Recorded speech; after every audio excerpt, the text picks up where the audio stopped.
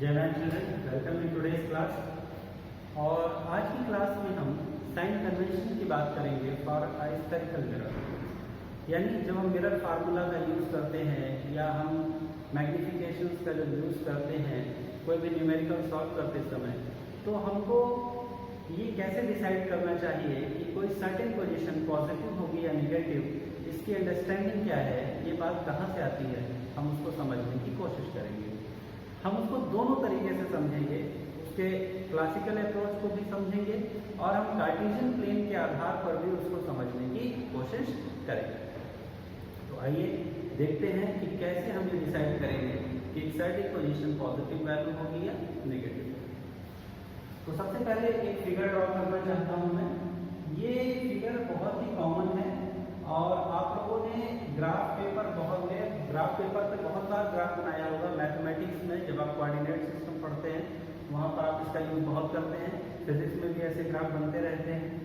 तो जनरली हम इसको x axis and positive consider करते हैं, इसको x axis and negative consider करते हैं। ये y axis and positive and this is y axis and negative. It is considered like this. हालांकि ये पॉजिटिव नेगेटिव ये केवल एक कन्वेंशन है, ये केवल हमारा एक आप कह सकते हैं ये एजम्पशन है।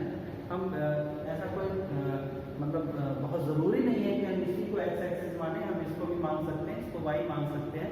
पर अब जो चीज़ हम लोगों ने एक बार डिसाइड कर ली है ताकि दूसरों को कन्फ्यूज़न ना हो, ताकि ये कन्फ्यूजन ना क्रिएट करे अंडरस्टैंडिंग में, तो हम हमेशा इसी को एक्स मानते हैं और ऊपर वाले को वाई एक्सिस मानते हैं।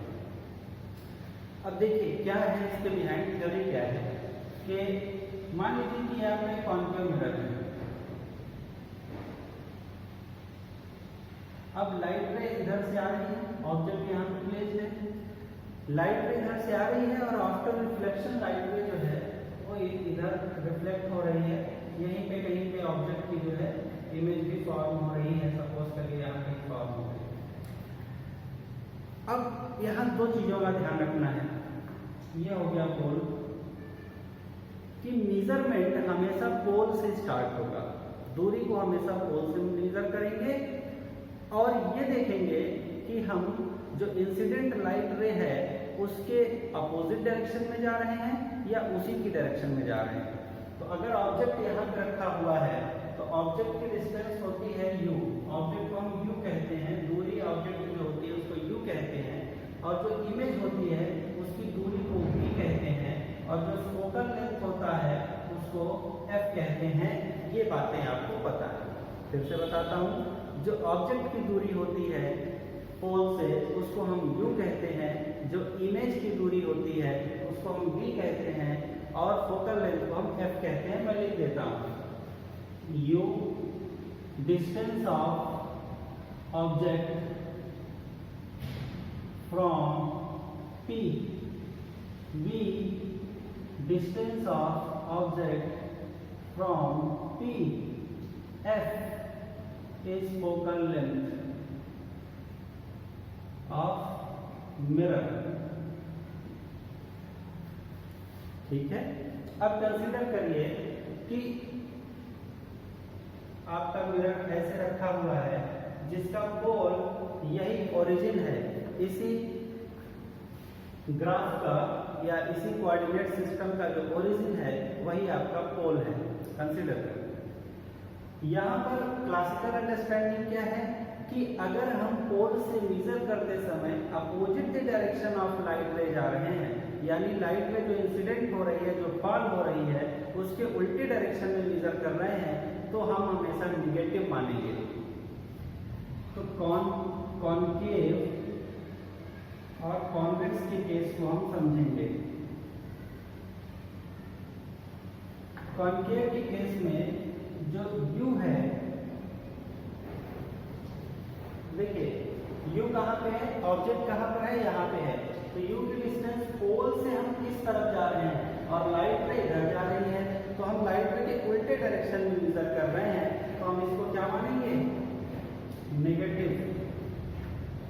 और यहाँ से भी समझ सकते हैं उसको, ऑब्जेक्ट हमेशा मिरर के सामने रखा जाता है, तो ऑब्जेक्ट हमेशा यहीं कहीं पर होगा, इधर ही होगा।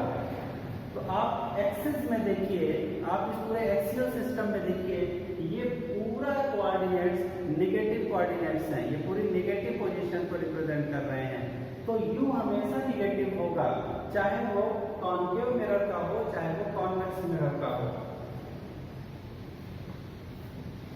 फिर V देखते हैं।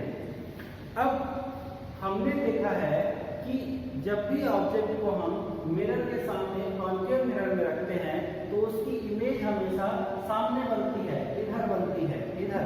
तो अभी भी आप मिरर के इस तरफ ही हैं, इस तरफ ही हैं, मतलब आप अभी भी निगेटिव कोऑर्डिनेट में ही हैं, आपकी इमेज निगेटिव साइड में ही बन रही है।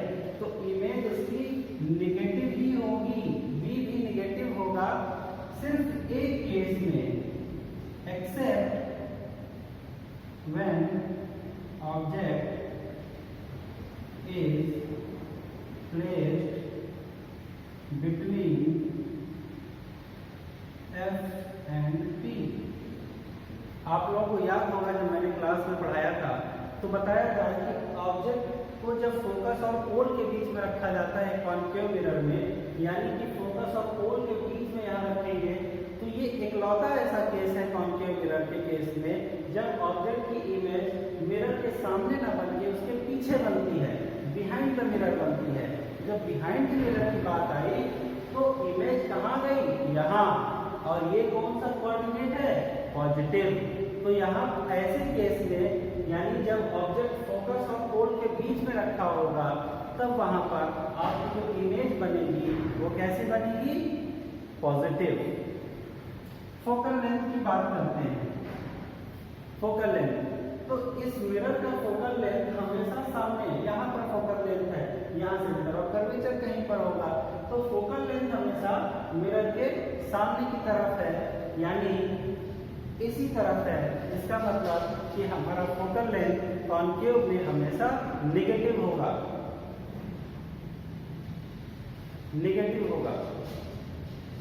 कॉन्वेक्स के केस में हमने देख लिया, कॉन्वेक्स के केस में हमारा मिरर कैसा होता है, हमारा मिरर ऐसा होता है, ऐसा, जो अंदर से पॉलिश होता है और इधर से रिफ्लेक्शन होता है। अब देखिए मिरर पॉलिश भीतर की तरफ से है भले, लेकिन रिफ्लेक्टिंग सरफेस उसका यही है, तो ऑब्जेक्ट को हमेशा इधर ही रखा जाएगा मिरर के सामने, तो ऑब्जेक्ट तो हमेशा नेगेटिव ही होगा, इसमें भी ऑब्जेक्ट दोनों केस में हमेशा नेगेटिव होगा। लेकिन कॉन्वेक्स मिरर में एक खास बात यह है कि इसकी इमेज जो है वो मिरर के बिहाइंड बनती है, वो मिरर के पीछे बनती है, इस तरफ बनती है। तो हमने यहाँ क्या देखा था कि जो इमेज है वो मिरर के सामने बनता है, सामने बनने के केस में नेगेटिव इमेज बन रही थी। अब जब ऑब्जेक्ट की इमेज इधर बन रही है तो ये कौन सा कोऑर्डिनेट है, पॉजिटिव है, यहाँ पे पॉजिटिव वैल्यूज हैं, तो यहाँ पर हमारी जो इमेज होगी वो पॉजिटिव हो जाएगी। देखिए यहाँ नेगेटिव है और यहाँ पर पॉजिटिव है। उसी तरह से जो फोकल लेंथ है इस मिरर के लिए फोकल लेंथ उसकी इधर होगी, इस तरह। तो ये भी देखिए पॉजिटिव वाले साइड पे आ गया, यानी पॉजिटिव कोऑर्डिनेट में इसका फोकल लेंथ लाई कर रहा है, तो इस तरह से इसका फोकल लेंथ भी पॉजिटिव होगा। और कॉन्वेक्स के केस में कोई भी एक्सेप्शन नहीं है, यानी कि जो पॉजिटिव है पॉजिटिव है, जो नेगेटिव है नेगेटिव है। इसका मतलब U यहाँ पे नेगेटिव है, V पॉजिटिव है, F पॉजिटिव है। कॉन्केव के केस में U नेगेटिव है, V नेगेटिव है, सिर्फ एक केस को छोड़कर जहां पॉजिटिव होगा, कब, जब ऑब्जेक्ट फोकस और पोल के बीच में रखा जाएगा। और F जो है वो फोकल लेंथ जो है वो हमेशा नेगेटिव ही होती है। तो ये बड़ा सिंपल साइन कन्वेंशन है, इसको आप बहुत आसानी से इस फिगर के माध्यम से समझ सकते हैं। अगर आपको क्लासिकल अप्रोच समझ में नहीं भी आती है तो इससे समझना बेहद आसान है। अगर इस साइड पे है तो पॉजिटिव, तो नेगेटिव है, अगर इस साइड पे आपके डिस्टेंस है तो वो पॉजिटिव है। अब इमेज की साइज की बात करें मैग्निफिकेशंस में, तो जो रियल इमेज होती है, रियल इमेज वो हमेशा नेगेटिव बनती है। जब भी रियल इमेज फॉर्म होगी, क्योंकि वो हमेशा मिरर के सामने फॉर्म होगी, और अगर मिरर के सामने फॉर्म होगी, इधर फॉर्म होगी तो नेगेटिव होगी। तो रियल इमेज ज़्यादातर केसेस में इन्वर्टेड होती हैं और वो हमेशा कैसी होंगी, नेगेटिव होंगी, ऐसे। तो ये जब इमेज इस तरफ इन्वर्टेड बनेगी नीचे की तरफ, तो इस कोऑर्डिनेट सिस्टम को लाई करेगी, यानी कि नीचे की तरफ आ रही है, तो नीचे की तरफ कैसा होता है, नेगेटिव होता है। और जब इमेज वर्चुअल बनती है तो ऊपर की तरफ बनती है ऐसे, तो इस कोऑर्डिनेट सिस्टम में जा रही है। और आप जानते हैं कि ऊपर की तरफ y पॉजिटिव होता है। तो इसको सीधा सा याद करने का तरीका ये है कि रियल इमेज के केस में इमेज की जो साइज है उसको हम निगेटिव लेते हैं, और इमेजिनरी इमेज कहिए या वर्चुअल इमेज कहिए, वर्चुअल इमेज के केस में हम इसको पॉजिटिव मानते हैं। तो जब आपकी इमेज वर्चुअल बनेगी तो वो इरेक्ट बनेगी, सीधी बनेगी, और ऐसे केस में वो पॉजिटिव होगी। और जब आपकी इमेज रियल बनेगी तो वो इन्वर्टेड बनेगी, उल्टी बनेगी, और वो हमेशा नेगेटिव कंसीडर की जाएगी। तो बस इतना सा हमारा साइन कन्वेंशन है। इसको आप देखिए, इसको एक बार बुक में भी आप देखिए और समझने की कोशिश करिए। बिना साइन कन्वेंशन को समझे आप न्यूमेरिकल नहीं लगा सकते। So thank you for today's class. Good luck.